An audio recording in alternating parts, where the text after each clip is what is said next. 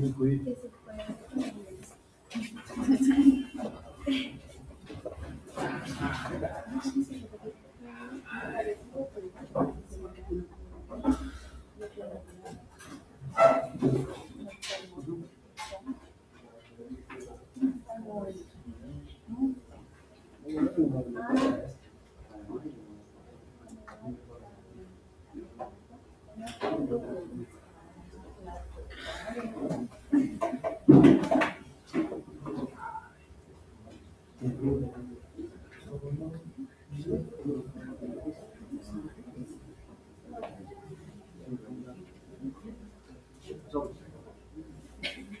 Mira, ya sabes.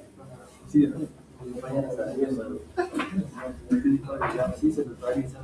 Sí, ya vamos. Ahí sabes.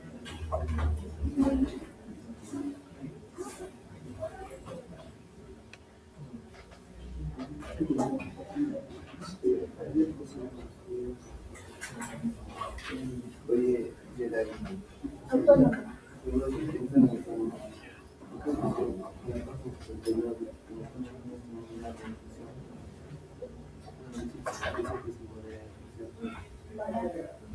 ¿Qué es un No, neurotránsito. Ay, señor. ¿Por qué? ¿Por qué?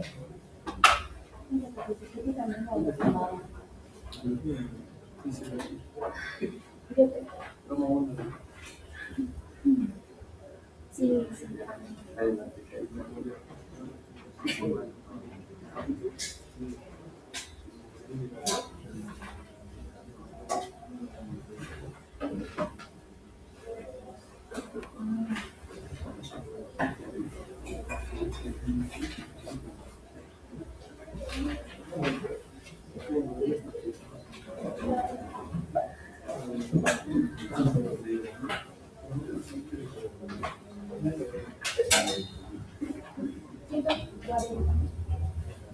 Él no se no,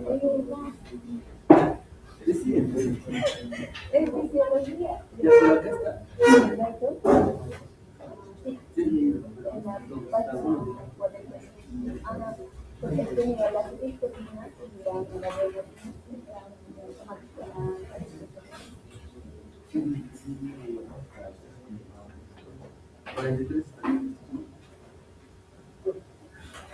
Ya, en el gancho de página específica.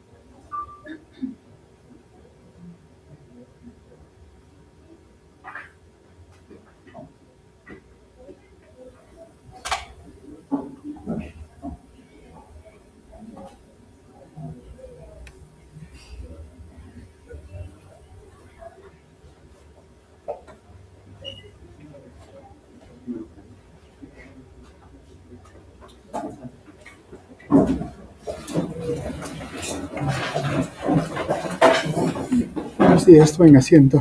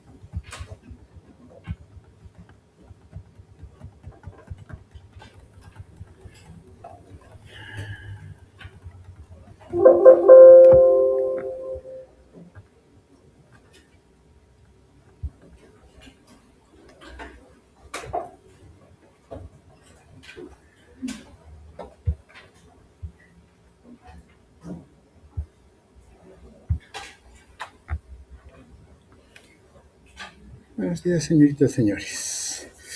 Empezaremos a tocar este tema del sistema nervioso vegetativo. Claro, cuando hablamos del sistema nervioso vegetativo, básicamente estamos hablando de una de las funciones que tiene el sistema nervioso central.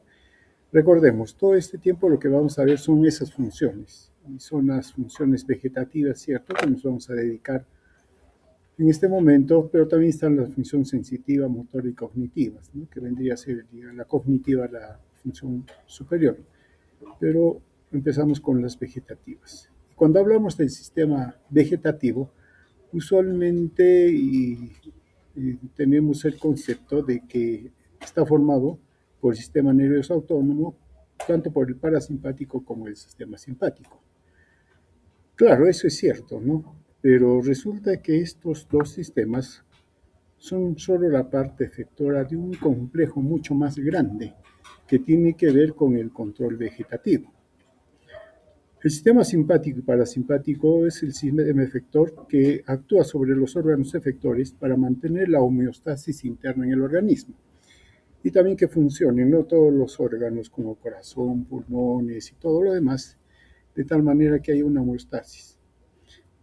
Pero el organismo tiene, mejor dicho, tanto el parasimpático y simpático necesitan información, no pueden trabajar ellos sin saber lo que está sucediendo. Entonces, a nivel del organismo sí hay receptores, ¿no?, receptores especializados como osmoreceptores, baroreceptores, quimiorreceptores, etcétera, que responden a cambios del medio interno. Entonces, estos cambios, estas condiciones que se dan en el organismo, son captados y llevados a básicamente tres pares craneales, ¿no?, el quinto, el séptimo Bueno, el noveno también está y el décimo, sobre todo generalmente consideramos al décimo. Es cierto, el décimo, el nemogástrico vago, es motor vegetativo, pero también es sensitivo, tiene una parte sensitiva. El quinto par craneal también lo tiene, el séptimo, el noveno también, ¿no? Toda esta información es llevada por estos nervios hacia el sistema nervioso, sobre todo el núcleo fascicular solitario. Y de ahí hace conexiones con el tronco, en el tronco encefálico estamos, y hace conexiones con la parte motora o efectora, tanto del sistema parasimpático como simpático. Claro, en cuestiones, digamos, reflejos simples, ¿no? Esto funciona. Pero este sistema está bajo control de niveles superiores, ¿no? que se dan. Ahora bien, desde niveles superiores, el órgano principal de control vegetativo es el hipotálamo. El hipotálamo tiene dos brazos para controlar las funciones vegetativas en el organismo. Por un lado está el sistema endocrino, que tiene que ver no solo con el control medio interno, todo eso que lo ve, pero también tiene que ver con el control vegetativo cuando vamos desarrollando, cuando vamos creciendo, porque hay cambios que se van a dar desde el nacimiento, recién nacido, la infancia, la etapa puberal, y todo eso. Ahí hay cambios internos que se van a dar. Y eso lo hace la hipófisis controlar a través del sistema endocrino. Y el otro brazo que tiene para hacer el control es a través del fascículo de Schultz o fascículo longitudinal dorsal que llega al tronco encefálico y allí ya se encuentran los centros que van a modificar la respuesta que va a dar a este arco reflejo simple que estábamos mencionando al comienzo y van a modificar y van a influir sobre ellos, ¿no? Sobre la respuesta vegetativa, modulando también al parasimpático y simpático, de tal manera que el sistema parasimpático y simpático reciben información, reciben influencia desde el hipotálamo. De esta manera, el hipotálamo controla las cuestiones homeostáticas vegetativas en el organismo, no solo de un momento, porque el parasimpático y simpático es del momento, cómo estamos, ¿no? Pero a lo largo de la vida lo hace también el sistema endocrino. Y entre los dos controlan o mantienen la homeostasis en el momento que nos encontramos, ¿no? Ahora, por otro lado, el hipotálamo también hace integración. El hipotálamo es parte del sistema límbico, ¿no?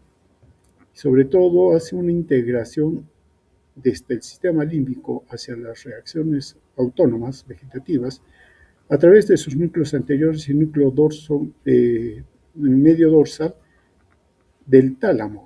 Entonces tiene conexión, ¿no?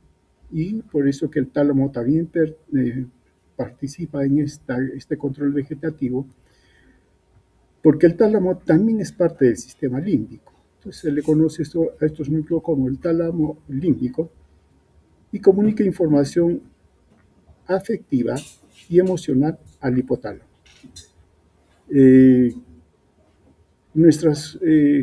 Muchas de nuestras respuestas vegetativas dependen del estado emocional en el cual estamos. Si estamos contentos, felices, ¿qué pasa con el corazón? Látigo mayor.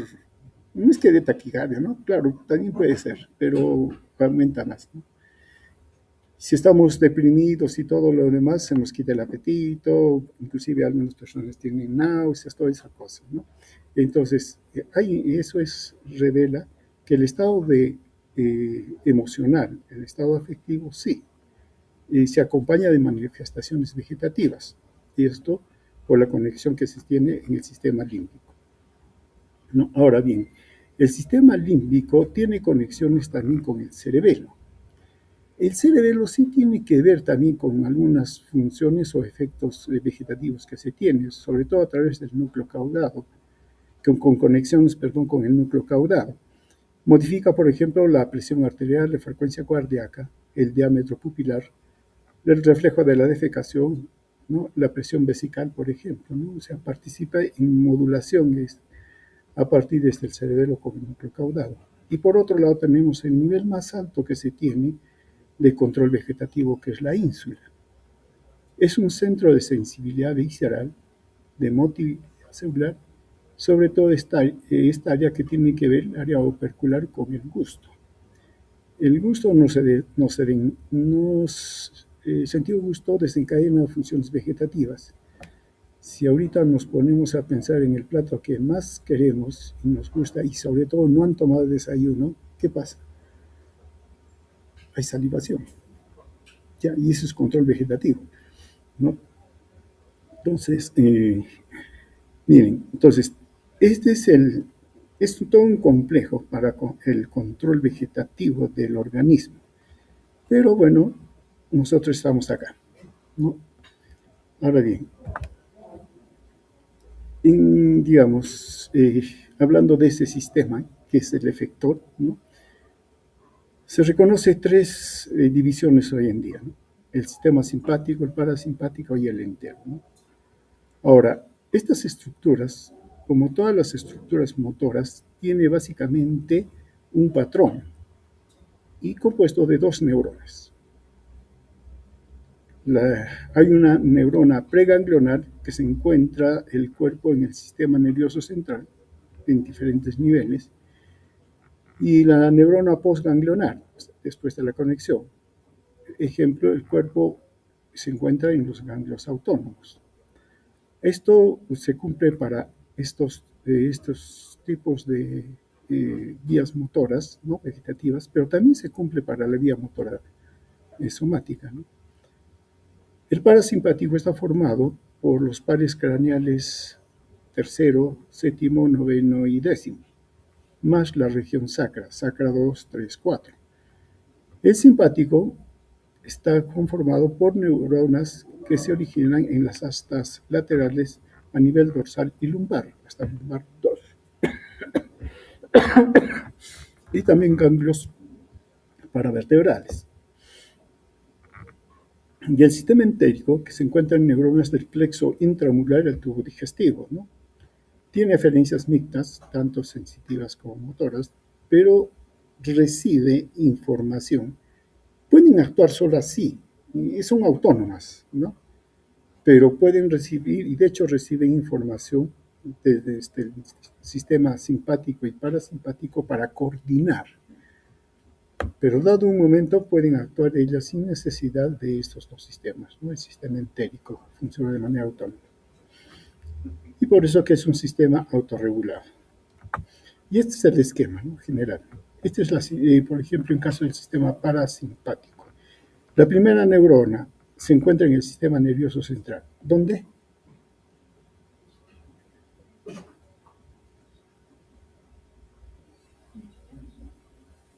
Estamos hablando del parasimpático. ¿Dónde se encuentra? La primera neurona. Ya, ahí se encuentra. Sale y va a buscar a la segunda neurona motora, ¿no? Y a la segunda neurona, a la neurona postganglionar. La conexión que hacen entre las dos es a través de la acetilcolina. Acá hay receptores, principalmente son nicotínicos, pero vamos a ver que son un poco más complejos en realidad. La segunda neurona sale del ganglio, ya acá estamos en la periferia, estamos fuera. Y la segunda neurona, en este caso, va a tener conexión con el órgano efector. Estamos hablando del sistema parasimpático, lo hace a través de la acetilcolina. Como cotransmisores, el péptido intestinal vasoactivo, el óxido nítrico. Se tiene conexiones con ellos. El sistema ganglionar, el ganglionar simpático, también la primera neurona, ¿dónde se encuentra? Ya, ahí se encuentra. Sale y va en busca de los ganglios. ¿Qué ganglios? Claro, estamos hablando de función visceral, tiene que ser visceral, ¿no? Paravertebrales, prevertebrales, ¿no? ¿De qué nivel?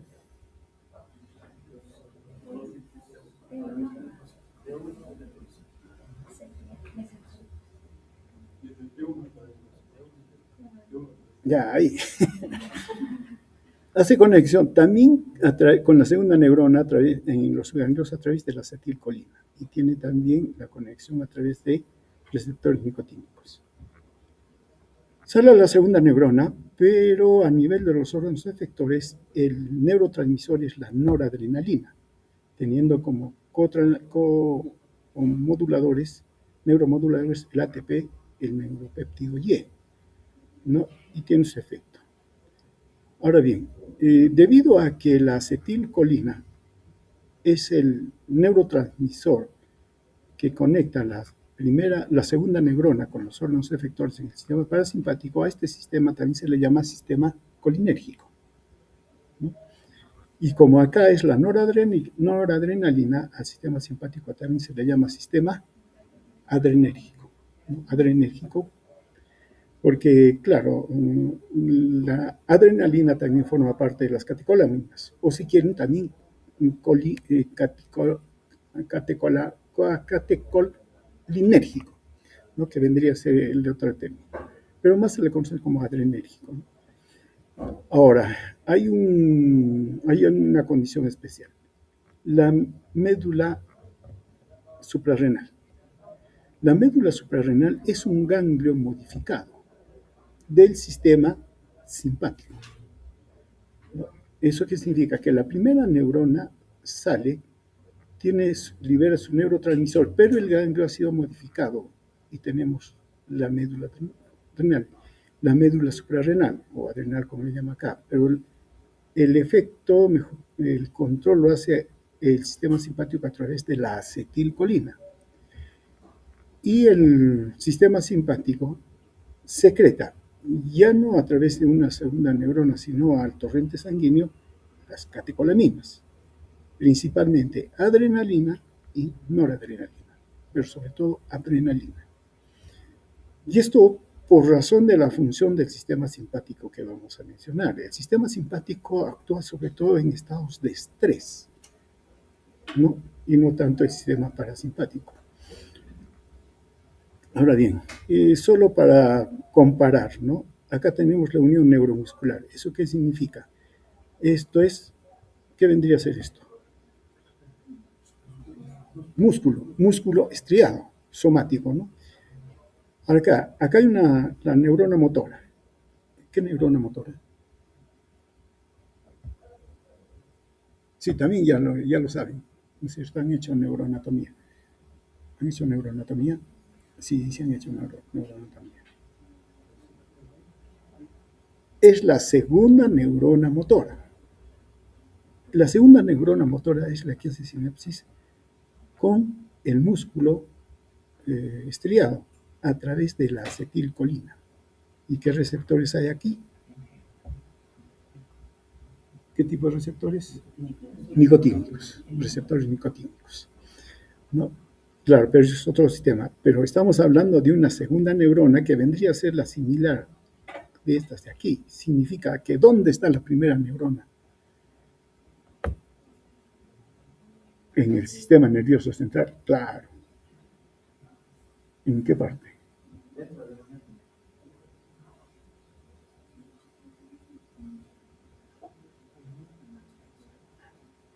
Si ayer me lo dijeron, corteza motora. Está en la corteza motora, ahí arriba. Baja y ¿dónde hace relevo con la segunda neurona motora?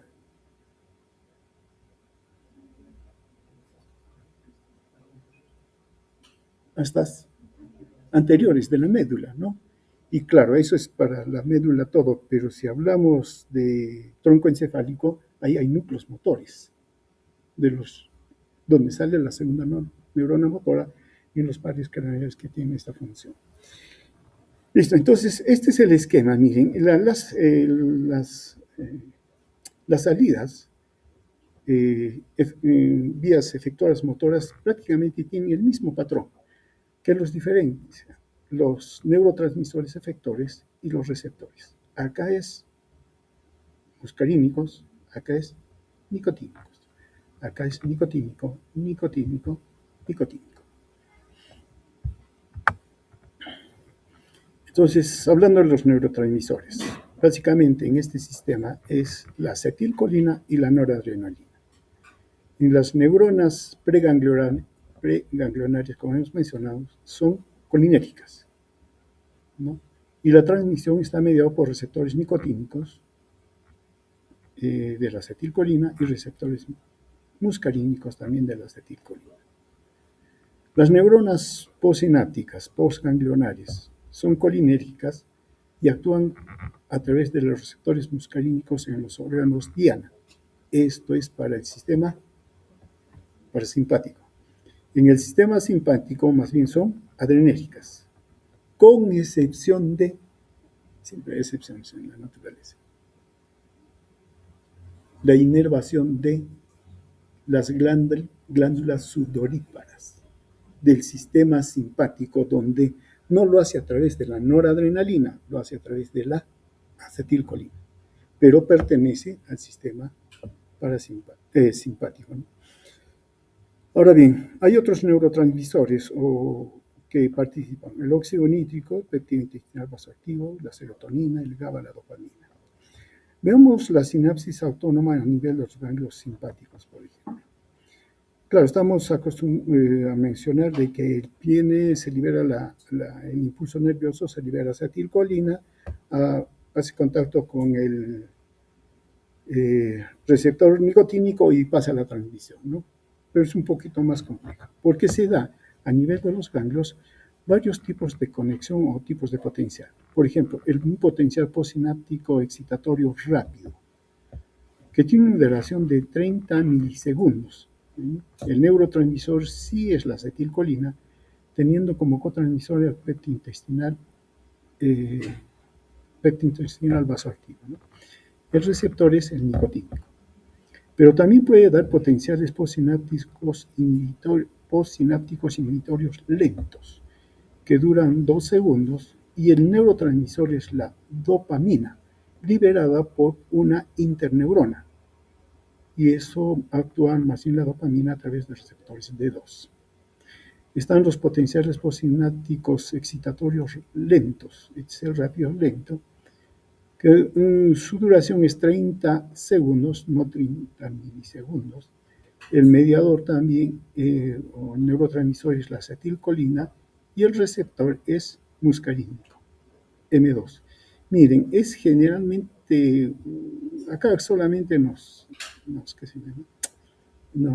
dedicamos, pero habría acá un problema. Y entonces el asunto viene por acá. El potencial es postsináptico excitatorios lentos tardíos, que duran 4 minutos. El neurotransmisor es la hormona liberadora de gonadotrofinas. Claro, uno dice, ¿qué tiene que ver acá? Pero es un neurotransmisor. Que lo hayamos ubicado primero en ese sitio y se describe todo, bien. Pero es un neurotransmisor que tiene participación a este nivel, ¿no? Y tiene sus receptores de hormona liberadora de gonadotrofinas, ¿no? Tiene aquí. Entonces, miren, la transmisión a nivel de los ganglios simpáticos, por ejemplo, no es tan simple, ¿no? Tiene sus modificaciones y tiene varios mecanismos que permiten la transmisión. Lo que generalmente nos referimos cuando hacemos este tipo de transmisión, solamente hacemos este tipo de... Pero si fuera solo de este tipo, el problema sería de que la transmisión sería muy rápida y no duraría, ¿no? Esta es la que dura. Esta es la que la prolonga. Bien, entonces, miren, en el caso de los sistemas nervioso vegetativo tenemos varios neurotransmisores, ¿no?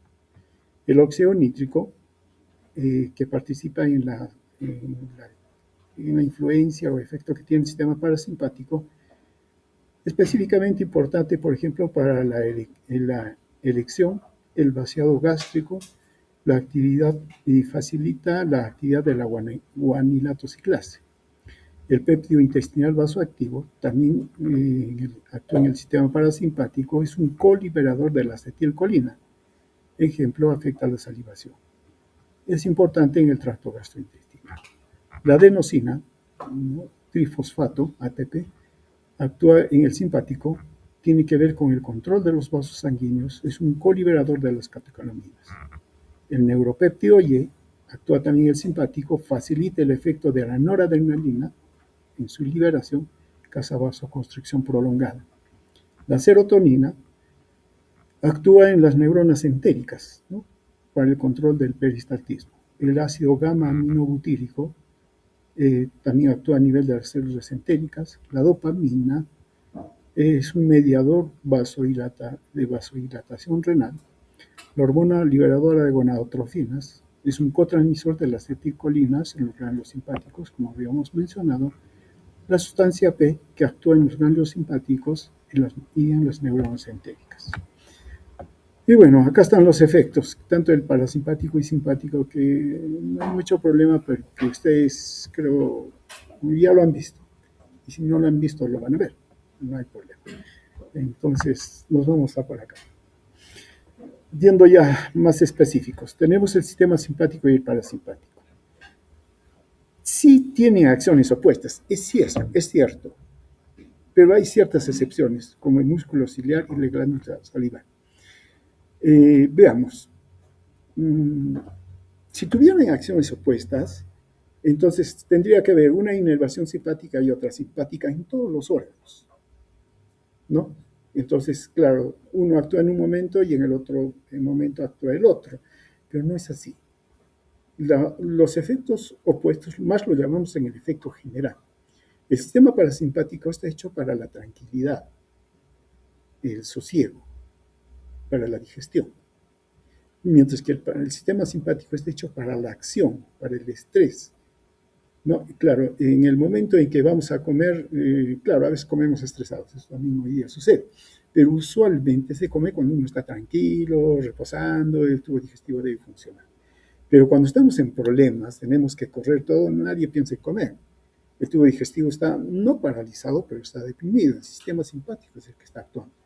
Y el parasimpático un poco que queda, ¿no? Entonces, allí sí hay acciones opuestas. Pero, sin embargo, hay que considerar que estos dos sistemas están controlados por niveles superiores. Y los niveles superiores, sobre todo estos se ven en estados afectivos, ¿no?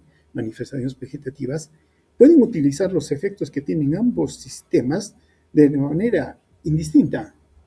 No es que como hay taquicardia no debe haber sudoración, sí hay sudoración. La taquicardia es el sistema simpático, la sudoración el sistema simpático, parasimpático. Y entonces uno dice, ¿por qué hay taquicardia con sudoración? Y eso nos pasa, por ejemplo, cuando tenemos sufrimiento, ¿no? Entonces dice, ¿pero por qué? ¿No? Y aquí no hay acciones opuestas. No, es que el sistema límbico en este caso está utilizando las dos formas que tienen para lo que ella quiere, ¿no? Si quieren, esto del sistema simpático parasimpático nosotros lo hemos concebido en la fisiología y lo tenemos así porque nos sirve definitivamente, pero el sistema nervioso no tiene que dar examen, no tiene que hacer nada de esas cosas, y utiliza los dos pies de la manera como mejor le parece, ¿no? No está condicionado porque no, pues son opuestos, ¿no? La acción simpática aumenta en situación de estrés. La parasimpática predomina durante el reposo. Ahora, del equilibrio de ambos sistemas regula el funcionamiento fisiológico de los órganos en condiciones normales. Entonces, ¿qué tenemos? Parasimpático, responsable de las condiciones de reposo, digestión, mantenimiento de la frecuencia cardíaca basal, la respiración y el metabolismo en condiciones normales, obviamente. El sistema simpático, responsable de la reacción de lucha-huida, y eso es lo que tenemos, ¿no? Y eso nos causa estrés. Frente a un peligro, frente a una dificultad nos queda, o luchamos y la peleamos, o si no, salimos corriendo. Pero en ambos casos necesitamos una condición de mucha exigencia al organismo. Ahora bien, tanto el simpático como el parasimpático presentan una actividad tónica. ¿Eso qué significa? Que siempre están actuando. No es que significa que el parasimpático en este momento el parasimpático está actuando y el simpático se ha apagado. No se apaga ninguno de los dos. Tienen un efecto tónico que nos mantiene. Ahorita, los que no han tomado desayuno, yo tampoco, ya, pero el tubo digestivo está funcionando. Lento, cierto, pero está funcionando, ¿no? Entonces, ese es su estado tónico. El sistema simpático también, el corazón está manteniendo su presión arterial, el sistema circulatorio está manteniendo presión arterial, aunque estemos en reposo. porque si no mantuviera la presión arterial nos desmayamos.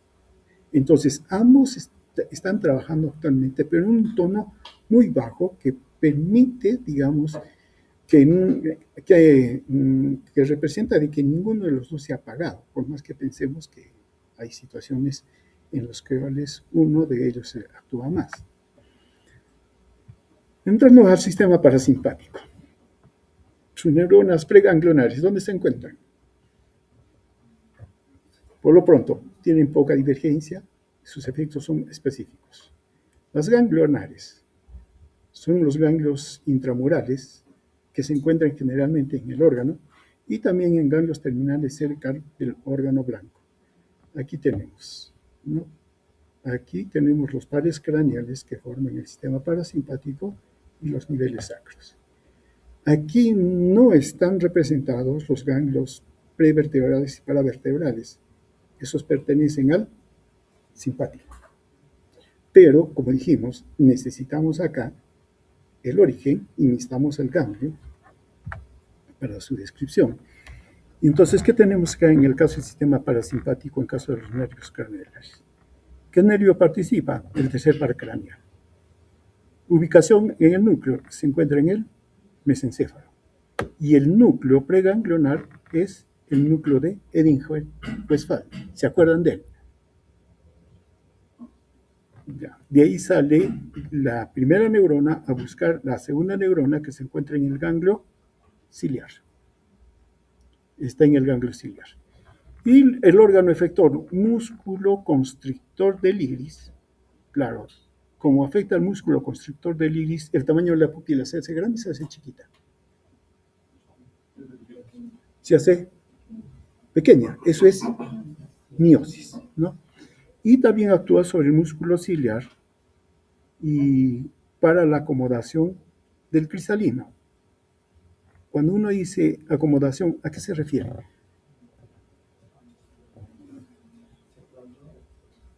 Para ver de cerca. Y para ver de cerca, el cristalino tiene que aumentar convexidad, disminuir convexidad. Aumentar convexidad para la reflexión, ¿no? Entonces aumenta. Séptimo par craneal, ubicación del núcleo, protuberancia. Núcleo preganglionar, núcleo salival superior. Ya con eso dijimos para qué sirve. El ganglio, está el ganglio submandibular y el pterigopalatino. ¿Qué cosas hacen estos ganglios? Sale la segunda neurona, ¿hacia dónde van? Glándulas salivares, submandibulares y submaxilares, ¿no? En el ganglio maxilar. Y el pterigopalatino tiene que ver con el control de glándulas lagrimales, de las membranas de la mucosa de vías nasales y el paladar. El noveno par, el glosofaringeo, bulbo raquídeos, ¿no? Ubicación. El núcleo salival inferior. Ganglio, el ganglio óptico, ¿y qué inerva? ¿O qué controla?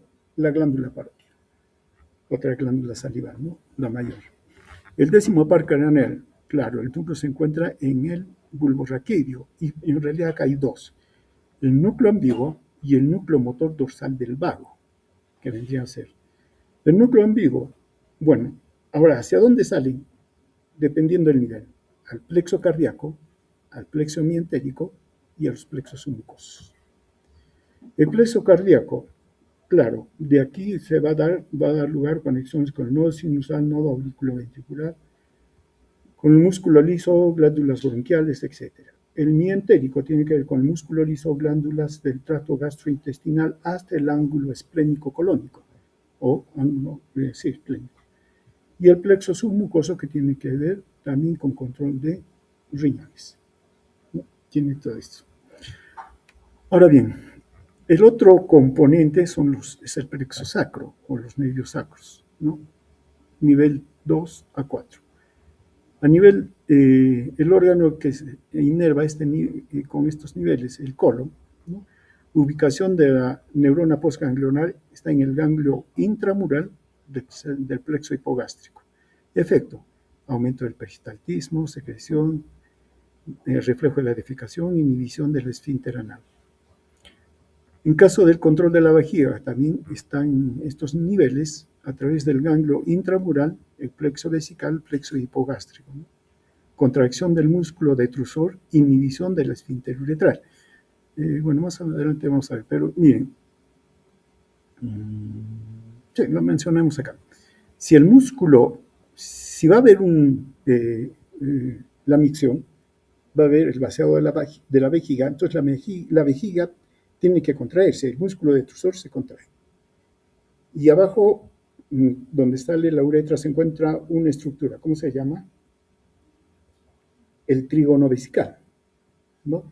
El trígono vesical da la uretra y alrededor de la salida están el esfínter vesical, que tiene dos componentes, el somático y el visceral. El visceral es el que estamos hablando. El somático tiene otro control, es más involuntario, ¿no? Por eso podemos aguantar un momento, no tanto tampoco, pero podemos aguantar. Listo, eso es voluntario, ¿no? Lo dejamos a un lado. Nos vamos con el esfínter vesical. Ahora bien, si la vejiga tiene que evacuar, entonces, ¿qué tiene que hacer el trígono vesical y el esfínter vesical? Si esto estuviera bajo control del sistema parasimpático, también se cerraría. Conclusión, no sale.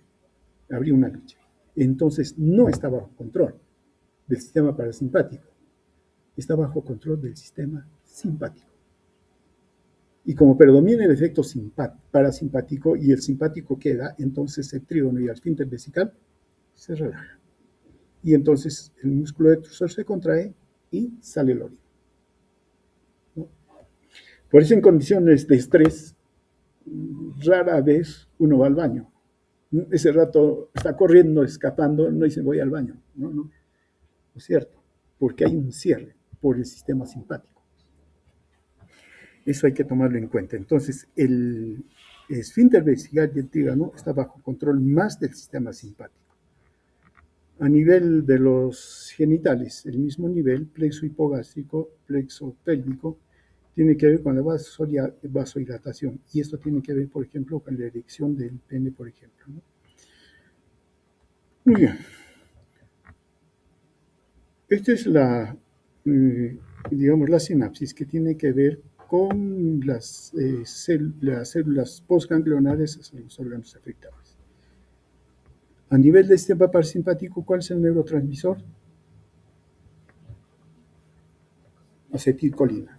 Esto se produce en el botón terminal, ¿no?, del axón a través de la acción colino-acetiltransferasa, que une la acetilcoenzima A con la colina, ¿no? Tenemos la acetilcolina y esto requiere energía. Tenemos la síntesis de acetilcolina y se libera la acetilcolina por todos los mecanismos que hemos mencionado. Hace su conexión con el receptor, ¿no? En este caso, como estamos en órganos efectores, ¿qué receptores?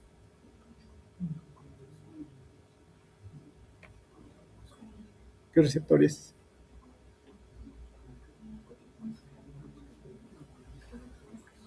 Muscarínicos, receptores muscarínicos, ¿no? Ahora bien, la finalización de la señalización de la neurotransmisor de la acetilcolina corre por cuenta de la acetilcolinesterasa, una enzima que se encuentra en la membrana del órgano efector que descompone, ¿no? Ahora bien, la acetilcolinesterasa es una enzima específica acá, a este nivel, a nivel de la sinapsis. Si por alguna razón, por ejemplo, inhibimos a la acetilcolinesterasa, ¿qué pasa con la acetilcolina?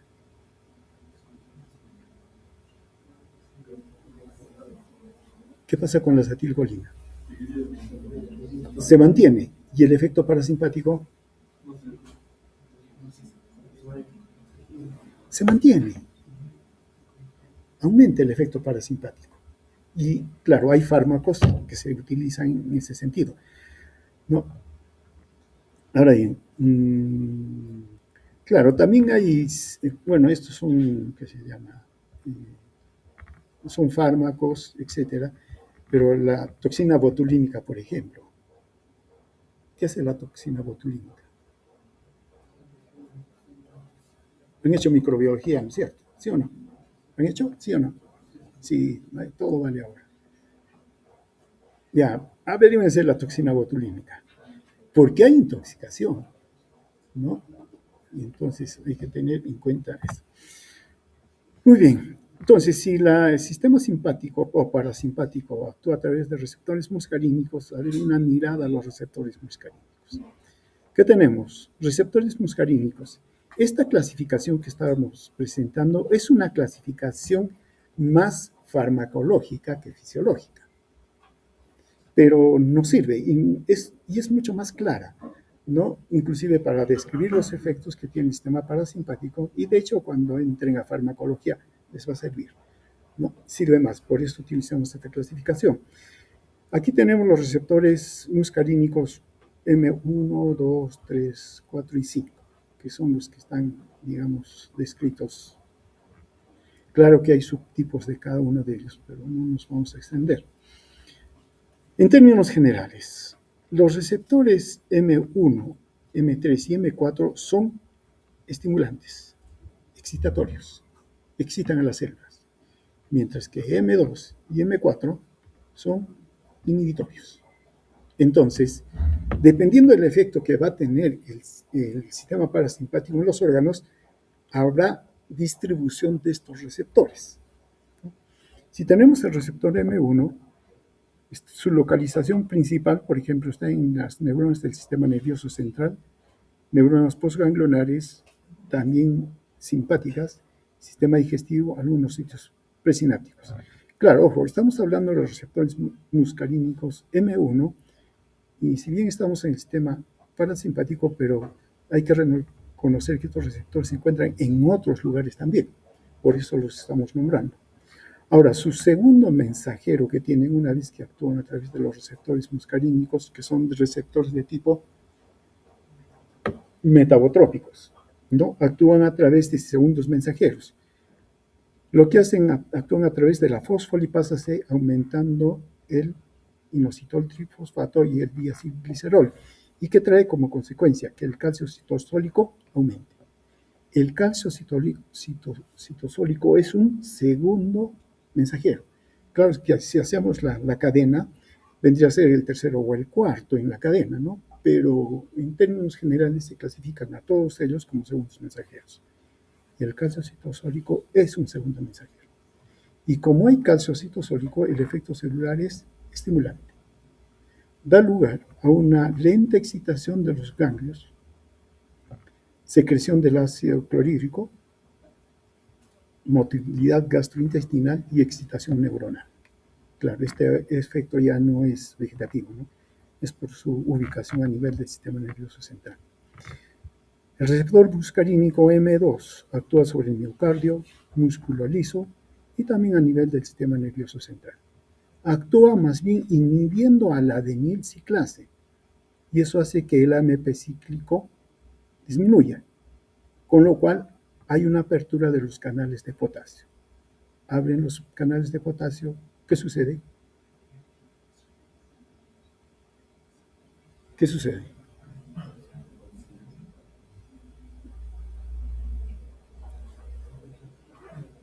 ¿Qué sucede si se aperturan los canales de potasio? Entran o salen. Salen. ¿Cómo queda la célula? Negativa, hiperpolarizada, excitada, deprimida. Deprimida, hay una depresión, hay inhibición. Esto hace de que el sistema parasimpático, a través del receptor M2, haya una inhibición cardíaca, un efecto cronotrópico e inotrópico negativo, con bradicardia y también inhibición neuronal. Receptor M2, ubicado en tejido glandular, vasos, músculo liso, inclusive en el endotelio. Tiene el mismo mecanismo de segundo mensajero que M1. Aumenta el calcio citosólico, efecto entonces estimulante, estimula la secreción, la contracción del músculo liso, la relajación vascular, esto mediado por el óxido nítrico de las células endoteliales. Esto lo vamos a aclarar un poco más adelante. Pero también puede causar contracción y también secreción, contracción de músculo liso y secreción de glándulas. M4 está ubicado en el sistema nervioso también, en el sistema nervioso central, en cuerpo estriado. ¿Dónde queda el cuerpo estriado?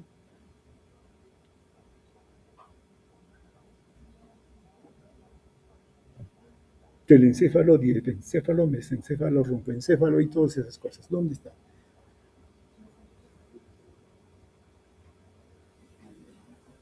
Claro, esa clasificación que hemos hecho al comienzo ya tienen que empezar a manejar.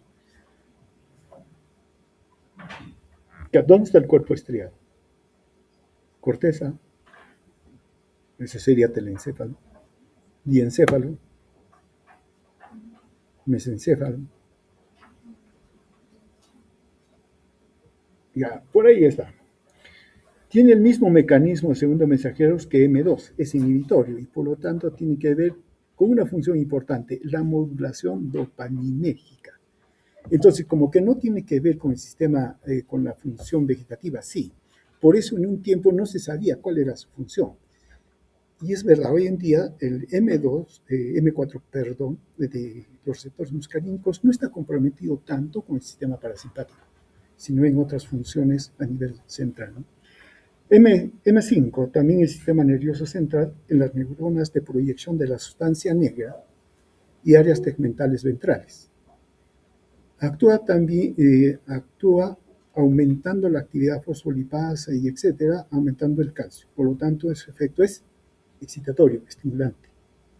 Tiene que ver con la relajación vascular, esto a través del óxido nítrico de las células endoteliales. Pero también tiene que ver mucho con las funciones cognitivas a nivel superior. Claro, esto ya no es vegetativo, ¿no? Eso ya son funciones superiores, pero están involucrados. Muy bien. Veamos algunos ejemplos de los efectos del sistema parasimpático. Uno de ellos a nivel del globo ocular. ¿Qué dijimos que hace el sistema parasimpático a nivel del globo ocular?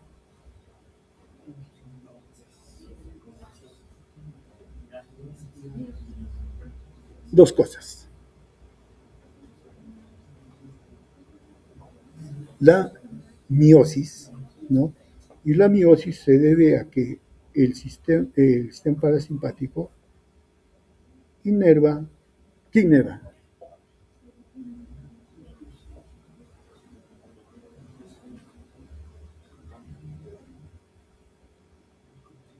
¿Qué inerva? Estamos hablando de miosis. Si hay miosis, ¿qué es lo que sucede? La pupila se vuelve grande y chiquita, pequeña. Ya, algo hace que se cierre la pupila. ¿Qué músculo hace que se cierre la pupila? Músculo constrictor del iris o músculo circular del iris, que también es la otra forma. Entonces, si se contrae, entonces se cierra la pupila. Entonces tenemos la miosis. Y por el otro lado, ¿qué tenemos? La acomodación del cristalino. El cristalino está fijado al músculo ciliar a través de unos ligamentos. Se le llama la zónula de zinc, ¿no? Pero son los ligamentos. Ahora bien, ¿qué tenemos acá? Acá el músculo ciliar está relajado. Si el músculo ciliar está relajado, los ligamentos, ¿cómo están? ¿Tensos o relajados? Están tensos. Y eso hace que el cristalino sea jalado y el cristalino se aplana. Y eso nos sirve para la visión lejana, ¿no? Ahora, cuando el sistema parasimpático actúa, el músculo ciliar se contrae. La zónula de zinc o ligamentos se relaja y el cristalino se vuelve más convexo, más redondo. Y entonces la reflexión de la luz, ¿no? es mayor y eso nos permite ver de cerca, la lectura, por ejemplo. Y cuando leemos, sí, nosotros no leemos con una vista panorámica, sino es puntual, por eso la pupila se cierra, porque no vemos de manera amplia, se cierra, vemos de manera puntual y el cristalino se acomoda para que podamos mirar. Entonces, lo que hace el sistema parasimpático con la visión es facilitar la visión cercana. Esa es su función.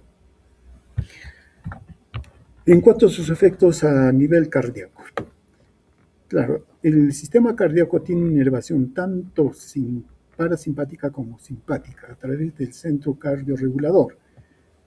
En caso del sistema parasimpático, las fibras eferentes se originan en el nervio dorsal del vago y el núcleo ambiguo. De ahí sale el nervio del vago hasta buscar a la segunda neurona. ¿Y dónde la encuentra? En el plexo cardíaco. No es un ganglio, ciertamente, ¿no? Por la estructura, pero sí hace conexión con la segunda neurona. Y tenemos el plexo cardíaco, ¿no? Y también con algunos ganglios que están muy próximos a las aurículas, por ejemplo, ¿no? Y sobre todo a nivel de los nódulos. Si comparamos la inervación del sistema del parasimpático con el simpático, que también lo vamos a ver después, ¿hay diferencia?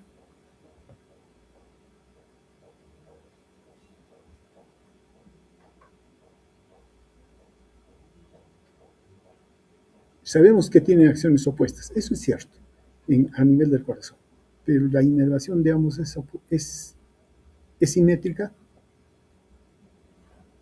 No es simétrica. ¿Eso qué significa? Que el sistema parasimpático tiene inervación, sobre todo en la parte superior, nódulo auriculoventricular, nodo sinusal, perdón, aurículas, nodo auriculoventricular y muy poco con el músculo ventricular, casi nada. Mientras que el sistema simpático sí tiene inervación desde el nodo sinusal, fibras internodales, músculo auricular, nodo auriculoventricular y músculo ventricular. Sí lo tiene. Entonces no es simétrico.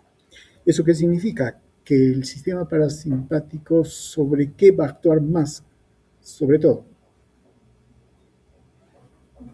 Ustedes ya conocen la función del nodo sinusal, ¿cuál es? Del nodo sinusal, solo del nodo sinusal. Determinar la frecuencia cardíaca. Es el que determina. Claro que no es en condiciones, no extrañas, en condiciones, en ciertas condiciones puede ser relevado por el aurículo ventricular. Y todavía el aurículo ventricular puede ser relevado por el haz de His. O sea, los tres tienen condiciones de automatismo, solo que uno es más lento que el otro. Hasta el nodo sinusal es el normal, el auricular puede, pero si se tiene que hacer cargo el haz de His, ya estamos muertos. No nos abastece. Entonces, el nodo auriculoventricular. Entonces, si inerva el sistema parasimpático, el nodo auriculoventricular, de hecho, que tiene que ver con el efecto cronotrópico, frecuencia cardíaca. Listo. El nodo auriculoventricular, el AB, sí también puede desencadenar, pero usualmente no lo hace. Pero cuando lo hace, estamos en problemas, ¿no? Pero lo puede hacer, pero no abastece tampoco. ¿Pero cuál es su función?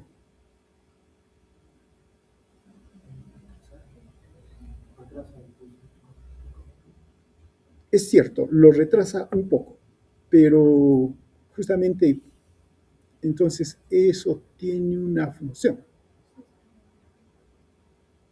Claro, tradúzcalo ahora en sentido inverso. Si lo retrasa, tiene que ver con la velocidad en que se conduce el impulso cardíaco de la aurícula al ventrículo. Entonces tiene que ver con la conducción. Es la conducción.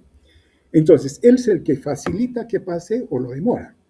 Claro que su función es demorarlo un poco para que la aurícula se contraiga, termine de llenar el ventrículo y el ventrículo recién se contraiga. Si no, entre ambos lucharían, ¿no? Entonces, tiene que ver con la conducción. Entonces, sí tiene que ver, como inerva las aurículas, con la contracción auricular. Y más bien muy poco con la contracción ventricular, ¿no? Ahora bien, la forma en que actúa el sistema parasimpático es a través de la acetilcolina, aumentando la permeabilidad del potasio. Y entonces lo que hace es, ¿qué cosa hace con la célula? Hiperpolarización. Y esto, si lo llevamos al nodo sinusal, por ejemplo, lleva al nodo sinusal en su potencial de reposo a menos 65, menos 75 milivoltios, que es depresión, porque usualmente el nodo sinusal, su potencial de reposo está entre menos 55 y menos 60 milivoltios. Ese es su potencial de reposo, ¿no? Pero lo deprime más. Y lógico, entonces, si queremos que se estimule una descarga, un estímulo cardíaco, le va a demorar más al nodo sinusal alcanzar su despolarización.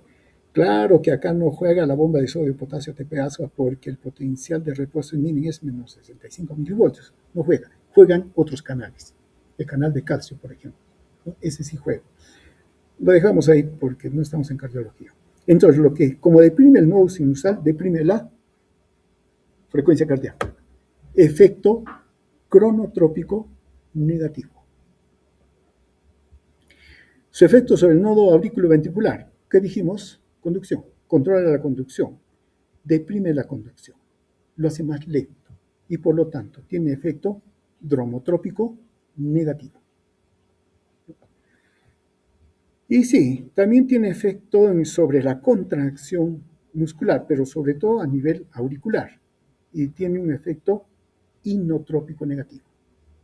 Entonces, si queremos ser bien breves con el efecto parasimpático, en el corazón decimos efecto cronotrópico negativo, dromotrópico negativo y inotrópico negativo a nivel de aurículas y muy poco en los ventrículos, ¿no?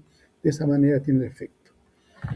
A nivel de los vasos sanguíneos, ahí tenemos que tomar en cuenta lo siguiente, que hay receptores muscarínicos en las células endoteliales y en las células del músculo lisovascular. Sobre todo estamos hablando a nivel de las arterias, ¿no? Entonces, estamos aquí. Ahora, el control, la vasodilatación de los vasos sanguíneos, mejor dicho, el control del diámetro de los vasos sanguíneos, hay como dos mecanismos básicos. No son los únicos, ¿no?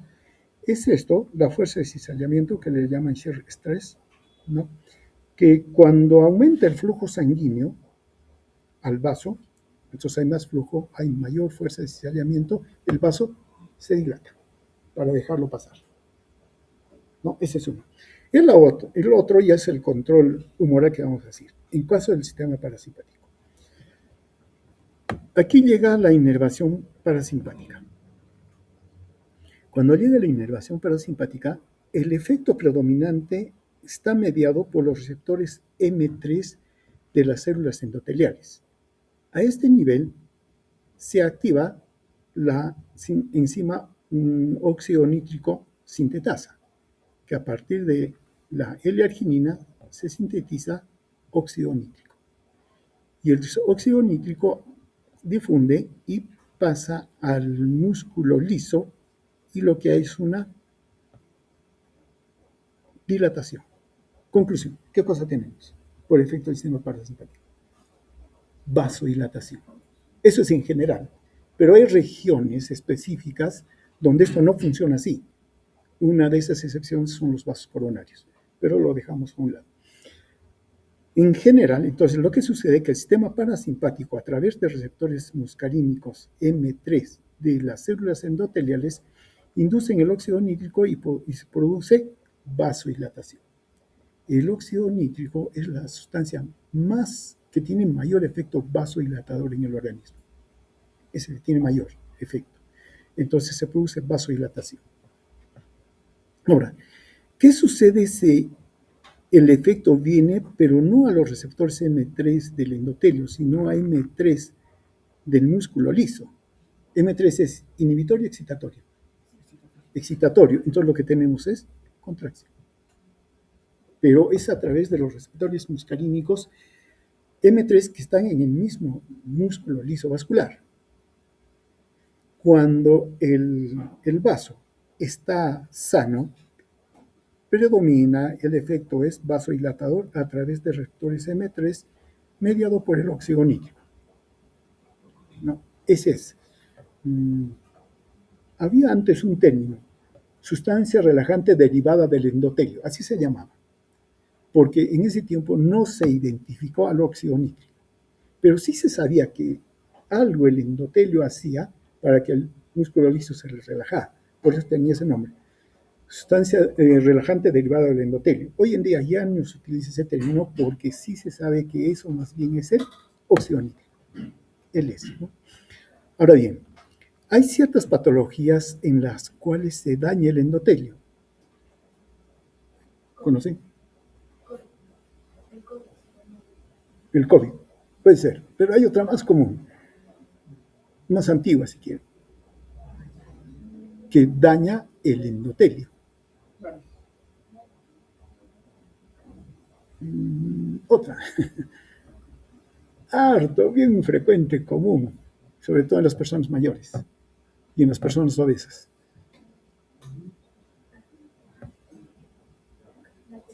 La aterosclerosis, ¿no? ¿Y la aterosclerosis condiciona hipertensión? Sí, ¿por qué? Claro, hay mayor presión, pero ¿por qué hay mayor presión?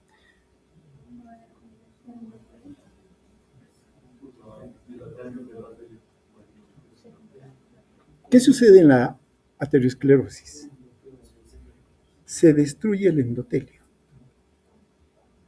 El endotelio queda destruido. Y como queda destruido el endotelio, ¿qué no se produce? Óxido nítrico. Y el efecto parasimpático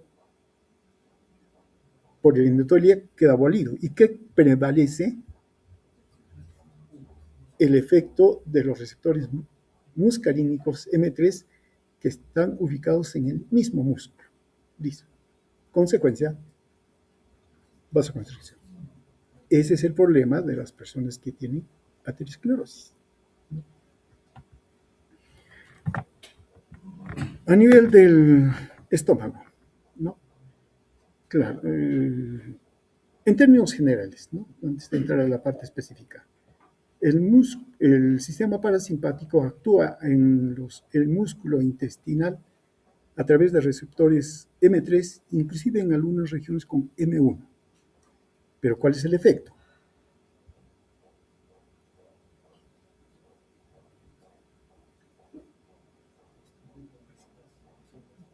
La contracción intestinal.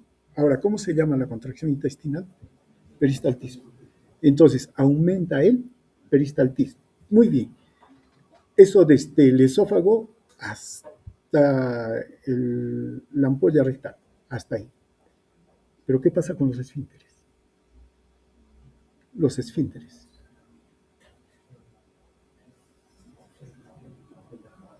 Claro, a nivel del cardias, para algunos sí hay esfínter cardíaco. Ya, vamos a decir que sí, pero para otros dicen no, que la estructura y lo fisiológico y todo. Bueno, hay una discusión ahí. Pero, claro, viene el bolo alimenticio y pasa. Claro, es más por la presencia del bolo. Ahí no hay. Pero, por ejemplo, ya en el vaciado gástrico hacia el duodeno. Y luego tenemos el esfínter entre el intestino delgado y el colon. ¿Cómo se llama? Esfínter, el ileocecal. Ya. ¿Cómo se controla?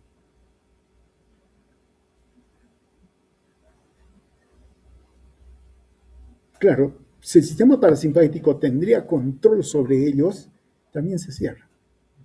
A menos que le ponga receptor M2, ¿no es cierto? Que vendría a ser, pero no hay receptores M2 allí en esos lugares. Y entonces, ¿cómo es que, claro, el sistema parasimpático hace que aumente el peristaltismo? Estimula también la secreción de las glándulas de la mucosa, estimula, ¿no? Entonces, hay secreción. Entonces, hace que el bolo alimenticio pase, se convierte en quimo y luego pase, llega a bolo fecal y todo lo demás, ¿no? Entonces, aumenta el pasaje. Pero los esfínteres que hemos mencionado tienen que relajarse. Entonces, bajo control de quién están esos esfínteres. Simpático. También están bajo control simpático. Y ahí en ese momento el simpático baja su efecto y entonces pueden pasar, ¿no? Ahora bien, un caso especial es la secreción a nivel del estómago, ¿no? La secreción gástrica está controlada en tres fases: la fase cefálica, la fase gástrica y la fase intestinal. La fase cefálica se da a través del vago, a través del efecto del vago. Y se dice cefálica porque el efecto se desencadena debido a que nosotros vemos el alimento, el olor y todo lo demás. Y nos estimula ¿a qué? A que ya, aunque todavía no hayamos ingerido los alimentos y no hayan llegado al estómago, ya el estómago empieza a producir secreción gástrica. Y empieza. Y del total que va a secretar es el 30%. Es una buena cantidad, ¿no? Una vez que el bolo alimenticio, sí fue el bolo alimenticio, llega al estómago, entonces estamos en la fase gástrica. Y aquí se desencadenan los reflejos nerviosos de secretores locales, ¿no? Los reflejos vagales, la estimulación de la gastrina y la histamina. Sobre todo la histamina.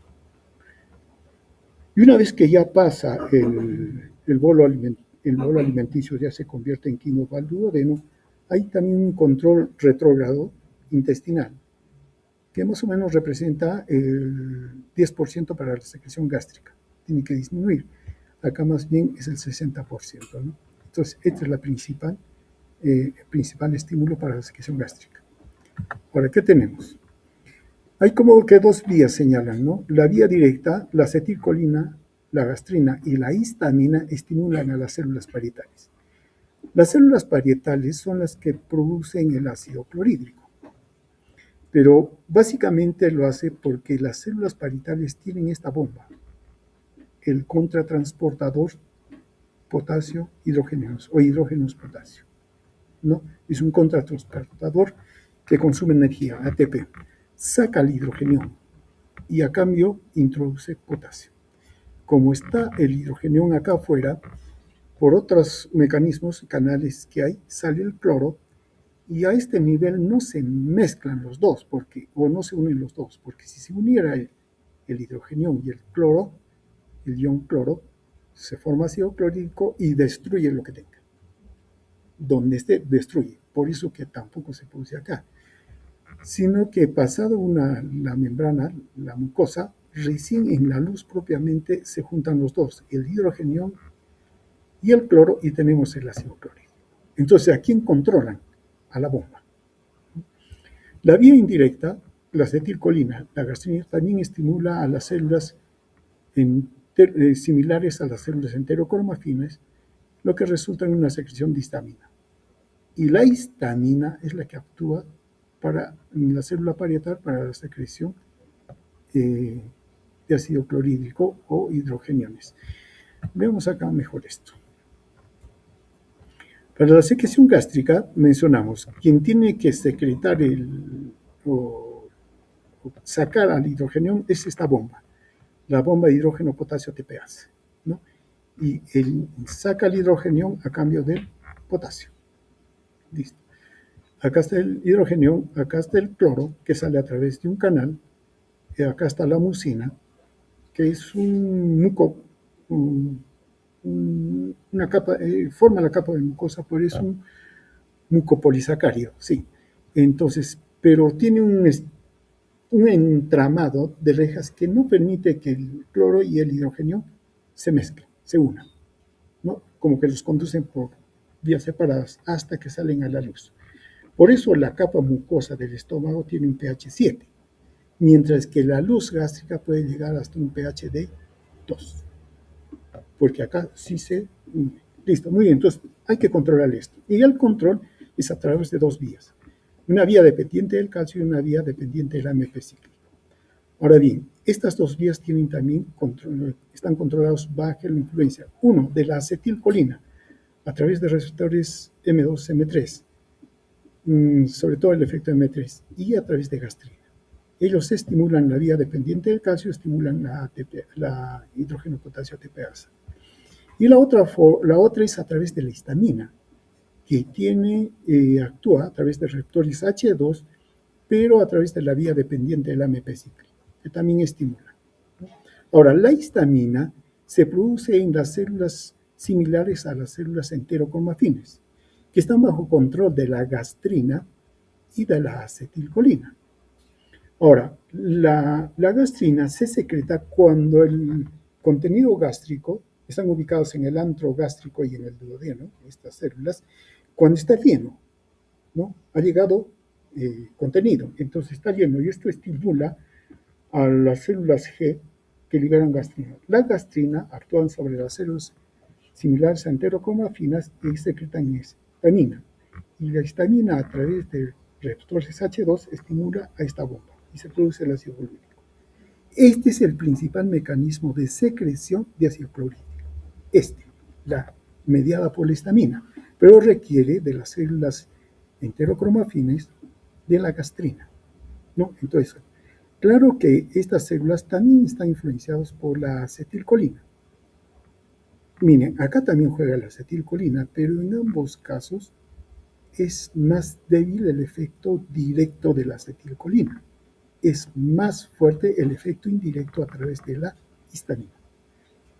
Claro, entonces, cuando se quiere inhibir la secreción de ácido clorhídrico, claro, se puede inhibir a la acetilcolina, al sistema parasimpático, bloquearlo, ¿no? Y de hecho hay fármacos que hacen eso.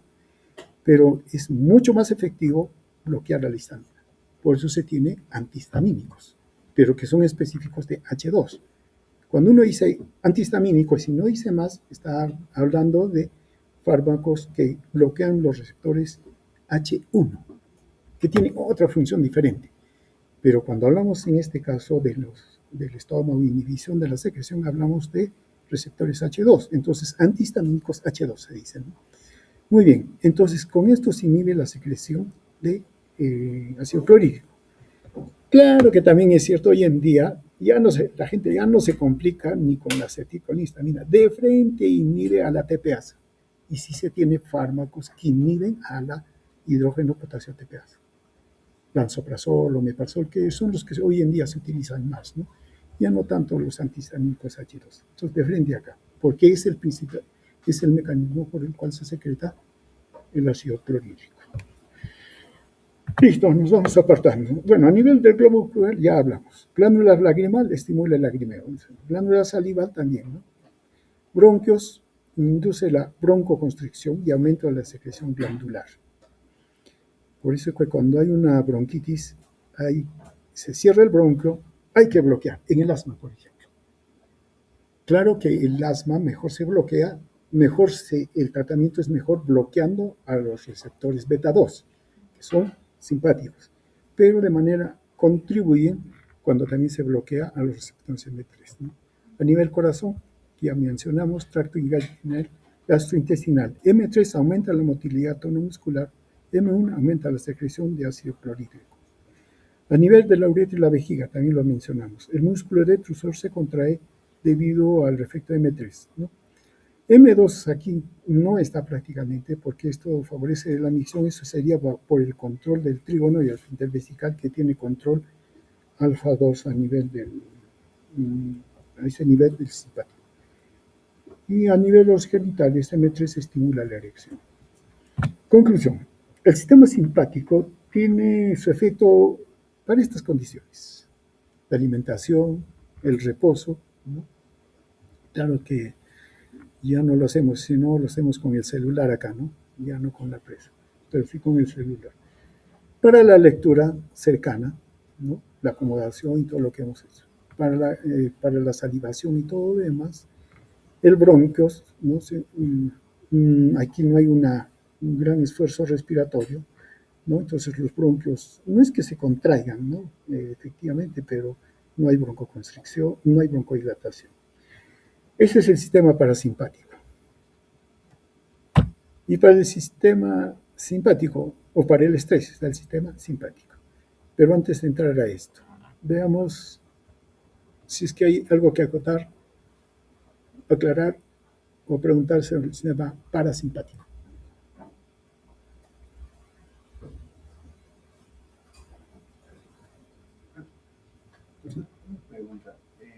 así como hay receptores M1, M2, M3, M4, M5, también había receptores inmunológicos de N1 y N2. ¿Puedes explicar esa parte? Los N1 y N2. Sí, pero no fue en el sistema en el sistema que hemos hablado ahora. No, por eso solamente nos hemos... Con excepción de los nicotínicos que existan en los ganglios. Claro, ahí sí actúan, ¿no? Ahí están los receptores nicotínicos. Entonces, por eso ahí no los hemos, ¿qué se llama? No hemos hecho nada. Los receptores nicotínicos, ¿dónde dijimos que se encuentran? Ya hablando de órganos efectores. En músculo esquelético, en la placa neuromuscular o placa neuromotora. Allí se encuentra. Y entonces ahí sí vamos a hablar de receptores nicotínicos. Ahora, los receptores nicotínicos son metabotrópicos y ionotrópicos. Ionotrópicos son más rápidos. Aquí el efecto que tiene el sistema parasimpático es lento, pero sostenido. Entonces no le hace falta una respuesta rápida, o no induce una respuesta rápida. Lenta, progresiva, el peristaltismo aumenta lento, la contracción es lenta, se va contrayendo, luego se relaja, pero lento, ¿no? Entonces, eso lo que va a hacer entonces es de que los receptores muscarínicos actúen de mejor manera a este nivel. Pero la contracción muscular, los movimientos son rápidos. Sí se necesita una transmisión rápida. Entonces, el receptor nicotínico, que es ionotrópico, ese sí da una respuesta más rápida, ¿no? Entonces, la diferencia. Muy bien. Si no hay, seguiremos porque tenemos que llegar hasta el sistema límbico. El sistema simpático es más bien para el estrés. Pero hay que reconocer lo siguiente, que el estrés genera una actividad del sistema, del organismo todo, pero hay dos sistemas que controlan el estrés, o mejor dicho, que nos permiten responder al estrés. Sí está el sistema simpático, con la liberación de catecolaminas, pero por el otro lado también está los glucocorticoides, ¿no? El eje hipotálamo, hipófisis adrenal, que se le llama, y que libera los glucocorticoides. Ahora, el efecto o la participación del sistema simpático es rápido. En el momento, se nos está cayendo el techo, a salir corriendo. El sistema simpático nos ayuda a salir rápido. Pero pero si por ejemplo, claro, ustedes viven estresados, van a dar examen, están estresados. Y como están estresados, el ACTH aumenta, el glucocorticoide aumenta. Entonces, están con los glucocorticoides aumentados. Pero es sostenido, prolongado, ¿no? Y tiene mayores efectos. Nos vamos a dedicar solo por este lado, de las catecolaminas del sistema simpático. ¿Cuál es el mediador del sistema simpático? Las catecolaminas. Y estas se sintetizan a partir de la tirosina, ¿no? En una cadena de varias enzimas. La tirosina hidroxilasa, que es la primera enzima, pero es necesaria para que se convierta en L-dopa, y luego tenemos por la descarboxilasa la dopamina. Si la célula tiene hasta aquí y no tiene estas otras enzimas, entonces va a secretar dopamina. Luego está la dopamina beta hidroxilasa, que se produce la noradrenalina. Aquí sí llegan prácticamente o están ubicadas y se produce la noradrenalina en las terminaciones de las células postganglionares simpáticas, pero no tienen la N-metiltransferasa que da lugar a la adrenalina. ¿Dónde se encuentra esto? Se encuentra en médula suprarrenal. Por eso que la médula suprarrenal sí puede producir, no la adrenalina, puede producir cierto, pero produce adrenalina en mayor cantidad. Y también produce una cierta cantidad de dopamina, que casi no se la toma en cuenta porque es muy poca. La noradrenalina también es poca, pero sí nos interesa la adrenalina. Su mecanismo de acción es a través de receptores metabotrópicos también, ¿no? A través de las proteínas G. Y si hablamos todavía a nivel molecular, los receptores de catecolaminas son de dos tipos principalmente, ¿no? Los alfa y los beta. Ahora bien, pero dependiendo del tipo y subtipo inclusive, actúan a través de proteínas G, pero no todas igual. Por ejemplo, los receptores adrenérgicos alfa 2 y los receptores adrenérgicos beta actúan a través de la adenilciclasa. Aumentan el AMP cíclico, actúan la proteína quinasa y eso es lo que desencadena la respuesta celular, ¿no? Mientras que, por ejemplo, los receptores adrenérgicos alfa 1 actúan a través de las proteínas G que tienen mediadores a la fosfolipasa C. Entonces, actúan a través del inositol trifosfato diacilglicerol y las proteínas quinasa C. Esa es otra vía de segundos mensajeros, pero ambas son las que van a inducir las respuestas celulares. Pero hay una distinción, ¿no? Dependiendo del tipo de receptor y su segundo mensajero. Ahora bien, en términos generales,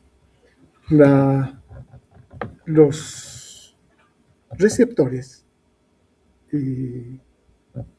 adrenérgicos responden tanto a la noradrenalina o norepinefrina o la adrenalina o epinefrina, que es sus nombres que se conocen, ¿no? Ahora bien, la dopamina, que es otra catecolamina, tiene sus propios receptores dopaminérgicos, ¿no?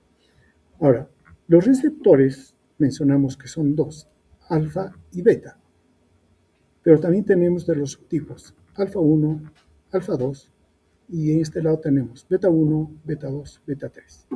Tienen sus especificaciones, ¿no? Y sus efectos que inducen. Claro, haciendo una visión rápida, tenemos que alfa 1, por ejemplo, se encuentra en músculo liso vascular, induce vasoconstricción, pero también músculo liso que causa piloerección y midriasis, por ejemplo. Alfa 2 induce una disminución del operador de neurotransmisor en el tracto gastrointestinal, disminuye la motilidad y la secreción. Beta 1, por ejemplo, a nivel del corazón, induce taquicardia, aumento de la contracción. Beta 2 produce broncodilatación. Y el beta 3, que sobre todo tiene efectos metabotrópicos. No, metabólicos tiene efectos metabólicos. Entonces, bien, claro, esto es una clasificación fisiológica, pero vuelvo a repetir, preferible nos vamos con la clasificación farmacológica. En la división farmacológica se clasifican los efectos, las acciones que tienen los receptores, y se clasifican en 7 acciones. La primera acción en describir es la acción excitatoria periférica del sistema adrenérgico. ¿Esto por qué? Porque en algunos tipos de músculo liso se encuentra el receptor alfa 1. Habiendo receptor alfa 1, por ejemplo, en los vasos sanguíneos del riñón, piel y mucosas. Si hay receptores alfa 1 y esa actividad excitatoria, ¿qué pasa con estos vasos sanguíneos? Vasoconstricción, vasodilatación. Vasoconstricción, ¿no? También se encuentra en músculo radial del iris. Y si está en el músculo radial del iris, ¿qué pasa con la pupila? Se dilata. Eso se llama midriasis, ¿no? También se encuentra en los esfínteres. Si se encuentra en los esfínteres, ¿qué hace con los esfínteres? ¿Los cierra o los abre? Esa acción excitatoria los contrae, los cierra, ¿no? También en células glandulares como las glándulas salivares y sudoríparas, ¿no? Ahora ahí. Supongo que me van a hacer una pregunta, pero si no me la hacen, no digo nada. Listo, tenemos acá. Entonces, acá hay acciones excitadoras, ¿no? Tenemos acción inhibidora periférica, mediado por receptores beta 2. Por ejemplo, ubicado en músculo liso, como la pared intestinal, el árbol bronquial, el músculo liso de los vasos sanguíneos que riegan músculo estriado y también músculo detrusor. Y no tanto en el músculo detrusor, sino en el trígono y el esfínter vesical. Ya, veamos. Solo para analizar el efecto de estos dos receptores a nivel de músculo liso vascular. Acá nos dice que el receptor alfa 1 tiene efecto vasoconstrictor, ¿no? ¿En qué vasos? De riñón, piel y mucosas. Y acá nos dice que receptores beta 2 median efectos inhibitorios, por ejemplo, en músculo liso vascular, ¿no? De los vasos sanguíneos.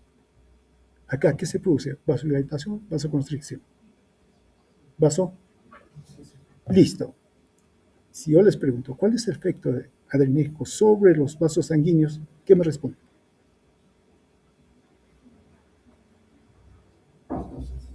¿Qué me responden?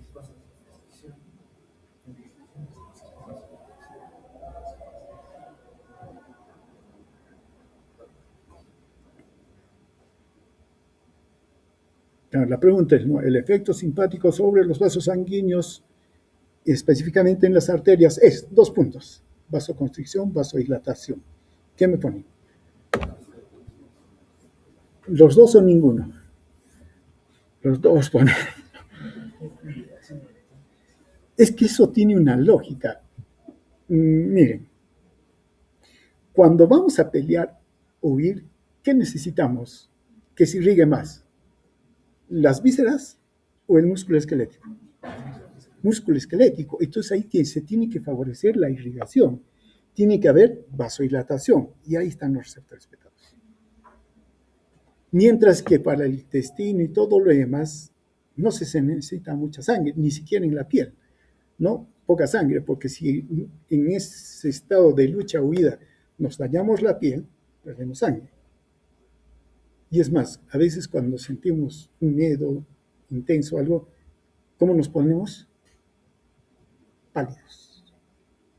Es que se han cerrado los vasos. Y por eso tenemos una tez pálida. No se cierren. Entonces, como en esos lugares no se necesita mucha sangre, no es que se cierren del todo. No hay vasoconstricción. Entonces, lo que está sucediendo es una redistribución sanguínea, dependiendo de las condiciones en que estamos, ¿no? Bueno, el músculo radial del iris, claro, se abre la pupila. Eso es visión cercana, lejana. Visión lejana. Claro, si voy a pelear, tengo que ver todo lo que me está agrediendo, o si no, por dónde voy a escapar. Y no me sirve la visión puntual. La acomodación no me sirve. Necesito una visión amplia. Y por eso que el músculo radial del iris se contrae y nos permite una visión amplia. Ahí. Midriasis, miosis. Hay midriasis, ¿no? Seguimos con los efectos.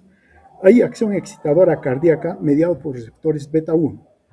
Aumenta la frecuencia y aumenta la fuerza de contracción. Aumenta el automatismo. ¿Eso qué significa? Que estimula e inhibe al nodo sinusal. Lo estimula. Efecto cronotrópico positivo. A nivel del nodo auriculoventricular aumenta la conductividad. Efecto tromotrópico positivo. Aumenta la excitabilidad del músculo cardíaco. Efecto vancomotrópico positivo.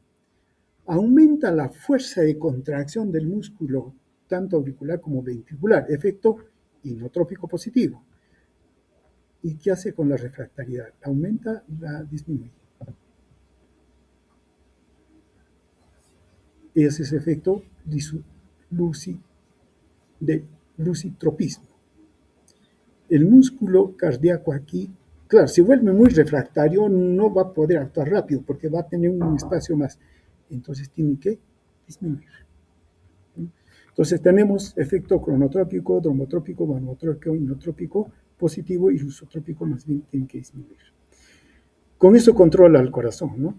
Acciones metabólicas, ahora bien, a diferencia del sistema parasimpático que mencionamos, que solo tiene órganos efectores, a nivel periférico, es cierto, y sí, pero el sistema simpático tiene efectos metabólicos mediados por receptores beta 2, ¿no?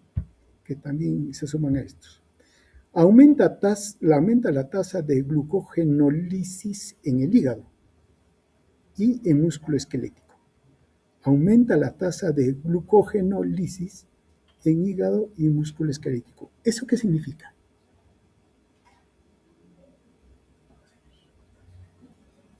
¿Qué significa? Mayor disponibilidad de energía. La forma en que el organismo acumula, almacena glucosa es en forma de glucógeno. ¿Y quién lo hace? Hígado, músculo esquelético. El músculo esquelético es egoísta, no comparte, lo va a utilizar para él. Lo va a degradar a glucosa, pero lo va a utilizar él. Pero la buena gente es el hígado, que lo va a liberar. Degrada el glucógeno y libera la glucosa, para que a nivel de la sangre la glucosa se eleve. Y eso puede ser utilizado por el músculo esquelético también y otros órganos que necesitan en esa situación de estrés. Por eso que aumenta la tasa de glucogenólisis. Aumenta la liberación de ácidos grasos del tejido adiposo. ¿Qué significa eso? Aumenta la liberación de ácidos grasos del tejido adiposo. ¿Qué significa? Liberación de ácidos grasos. Y la liberación de los ácidos grasos son fuente de energía. En situaciones de estrés, ¿qué órganos son privilegiados con el aporte de glucosa? Cerebro, corazón, ¿no? Porque si ellos fallan, estamos muertos. Y claro, el músculo esquelético también requiere, ¿no? de glucosa. Y los demás, no, dice un momento, los demás se conforman con ácidos grasos, que pueden utilizarlos como fuente energética. Median acciones endocrinas, modulan la secreción de insulina. Los receptores alfa 2 disminuyen la secreción de insulina y la beta 2 la aumenta. Ya. Si... ¿Esto qué significa?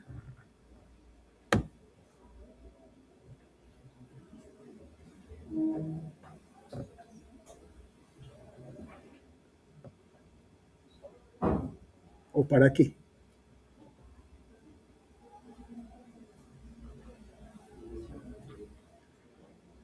Anteriormente dijimos que se liberaba glucosa y la glucosa se eleva.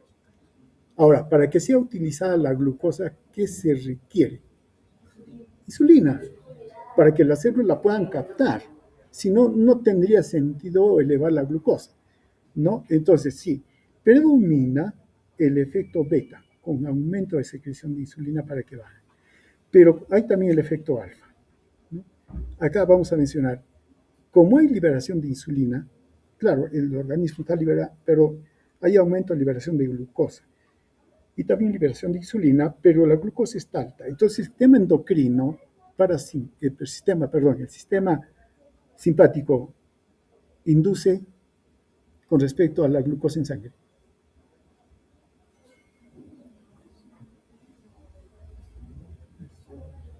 Aumento de la glucosa. ¿Y eso cómo se llama? Hiperglicemia. Aumenta la glucosa en sangre. A nivel de la renina, el receptor alfa 1 disminuye y aumenta los receptores beta 2. La renina. ¿Conocen la renina? ¿Qué hace la renina?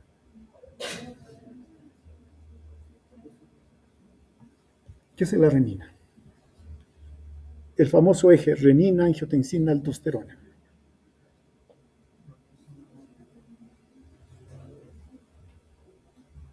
¿Quién produce la renina?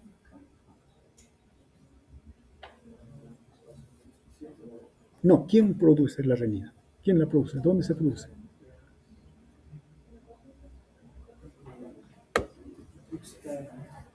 Riñones. Lo producen los riñones. ¿Y por qué lo produce? Por dos condiciones. baja volumen y el riñón lo detecta. El aparato yuxtaglomerular detecta que hay disminución de volumen, libera renina. O la otra es que detecta que hay disminución de sodio. Claro, no específicamente sodio, disminución de cloro, pero como el cloro anda con el sodio, bueno, no hay sodio, no hay cloro. Y si el sodio y el cloro bajan, ¿qué pasa con el organismo? Si no hay sodio y cloro, no se retiene agua. Y si no se retiene agua, disminuye volumen. Entramos en disminución de volumen y el riñón lo detecta. Y entonces, ¿qué hace? Hay disminución de volumen, la presión está bajando. ¿Qué hace? Libera renina. ¿Y la renina qué hace? La renina sale y el angiotensinógeno lo convierte en angiotensina 1. Y luego la angiotensina 1 a nivel de los pulmones es convertido en angiotensina 2. Y ella sí tiene efectos. ¿Cuáles son? Efecto vasoconstrictor. Claro, si hay disminución de volumen de contenido, el continente debe disminuir, vasoconstricción. Listo, ese es uno. Dos, a nivel del corazón, ¿tiene efecto la catecolamina? Sí, estimula el corazón. También le hace un efecto estimulante cronotrópico, pero sobre todo inotrópico positivo, para que aumente la fuerza de contracción. Entonces, si retenemos volumen y aumentamos fuerza de corazón y el corazón envía más sangre, la presión eleva. Ese es el reflejo, pero hay una diferencia con el sistema simpático, porque él también hace lo mismo, lo hace de manera sostenida, la prolonga. Y si lo dejamos actuar al sistema renina-angiotensina-aldosterona o angiotensina, lo que va a hacer es remodelar al corazón y lo puede volver grande. Y a los vasos también los vuelve hipertróficos gruesos, porque está teniendo a manejar altas presiones. Ese es. Y bueno, ahí entramos luego en todo lo que es insuficiencia cardíaca, todo. Lo dejamos ahí, pero tenemos que estar acá. Y finalmente la aldosterona. ¿Qué cosa hace la aldosterona? Induce la retención de sodio a nivel del riñón. Entonces, si retiene al sodio, retiene agua, ¿no? Y es lo que se está perdiendo. A nivel de las hormonas hipofisiarias beta 1, aumenta la liberación de la hormona antidiurética. ¿Y por qué? Para la retención de agua, evitar que se pierda agua por la micción. Acciones sobre el sistema nervioso central. Sí nos interesa porque es parte del efecto que tiene este sistema. Estimula la respiración, aumenta el estado de vigilia, aumenta la actividad psicomotora y también disminuye el apetito, ¿no? Claro. Si estamos en situación de estrés, ¿qué necesitamos para que el músculo esquelético actúe? Ya tenemos glucosa, ya se elevó la glucosa, ya está disponible, pero ¿qué más necesitamos? Oxígeno. Claro, necesitamos oxígeno. Y entonces por eso que estimula la respiración, ¿no? ¿Y qué cosa hace más? ¿Qué hace con los bronquios?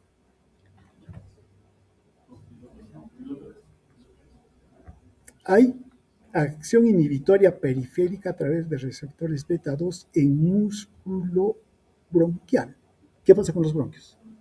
Se dilatan. El aire ingresa con mayor facilidad, ¿no? Por eso hace broncodilatación.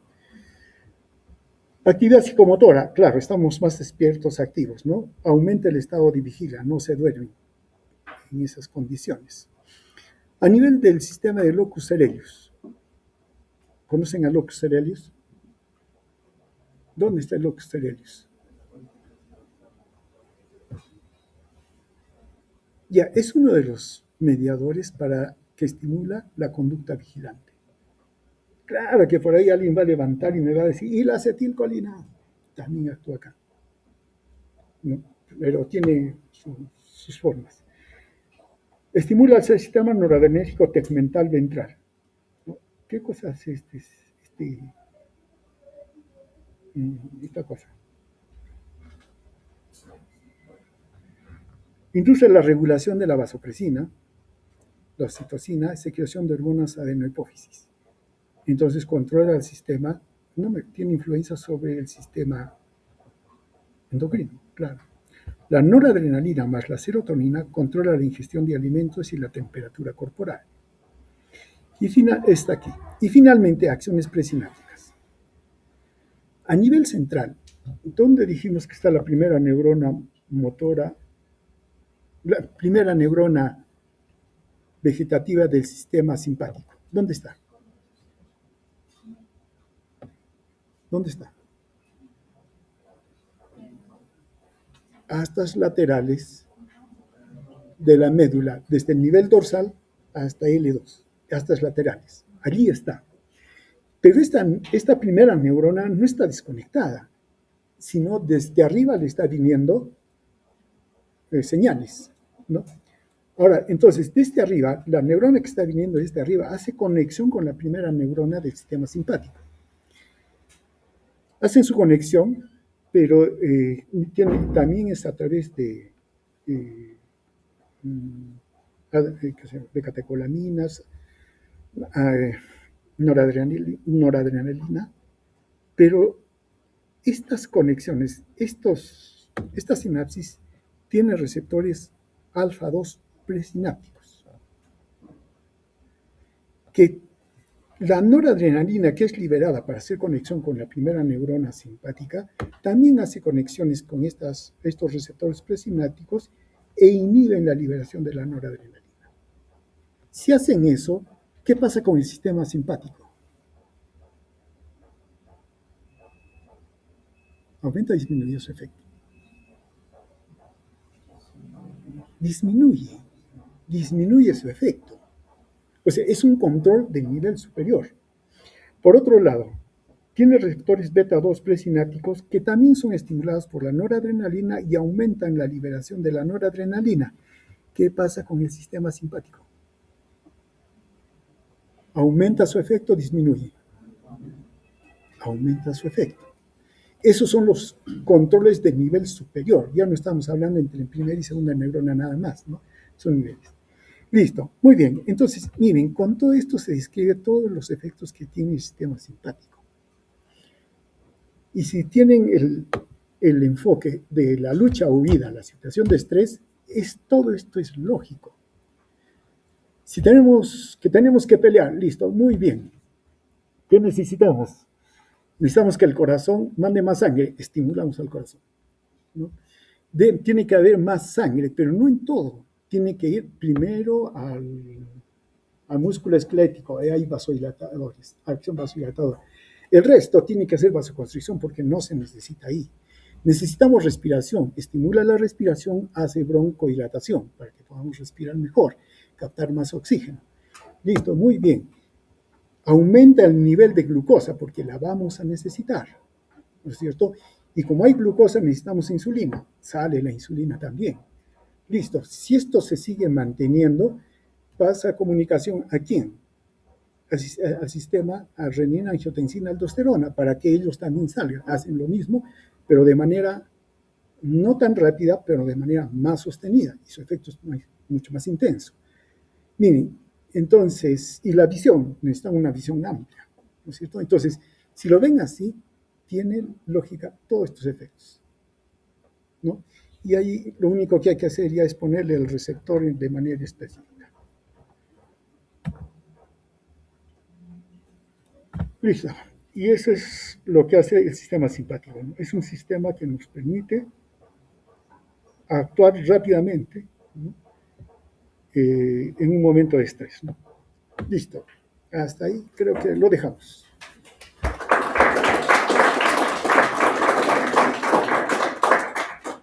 Ya, como todavía no les he enviado el formato se los envío hoy día y la práctica pasa a la siguiente semana. Porque sí, tienen que revisar harto, ya se habrán dado cuenta. Listo. Pero mañana continuamos con los temas. ¿Listo? Muy bien. Entonces nos vemos mañana.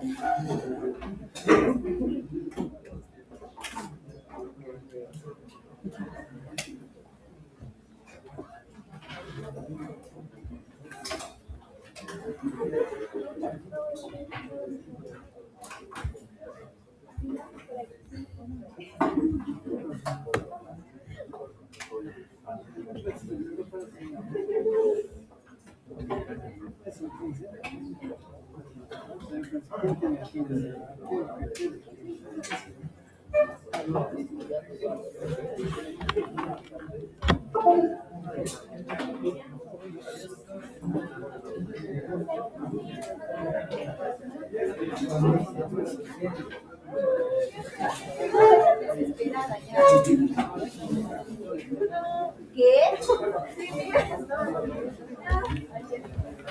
Mi cerebro.